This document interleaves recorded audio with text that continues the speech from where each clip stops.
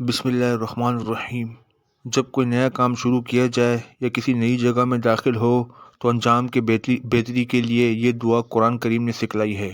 ہجرت مدینہ کے وقت حق تعالی شانوں نے رسول اللہ صلی اللہ علیہ وسلم کو اس دعا کی تلقین فرمائی کہ مکے سے نکلنا اور پھر مدینے پہنچنا دونوں خیر و خوبی اور عافیت کے ساتھ ہو۔ اس دعا کا ثمرہ تھا کہ ہجرت کے وقت تعاقب کرنے والے کفار کی عزت سے اللہ تعالیٰ نے ہر قدم پر بچایا اور مدینہ طیبہ کو ظاہر اور باطناً آپ صلی اللہ علیہ وسلم اور سب مسلمانوں کے لیے سازگار بنا دیا۔ اس لیے بعض علماء نے یہ فرمایا ہے یہ دعا ہر مسلمان کو اپنی تمام مقاصد کے شروع میں یاد رکھنی چاہیے۔ وہ دعا ہے ربی ادخلنی مدخل صدق واخرجنی مخرج صدق واجعل لی من لدنک سلطانا نصیرا۔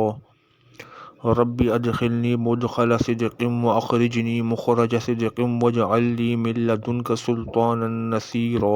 ترجمہ: اے میرے پروردگار، مجھے سچائی کے ساتھ داخل کیجیے اور سچائی کے ساتھ نکالیے اور میرے لیے خاص اپنے پاس سے مدد کرنے والی طاقت عطا فرمائیے۔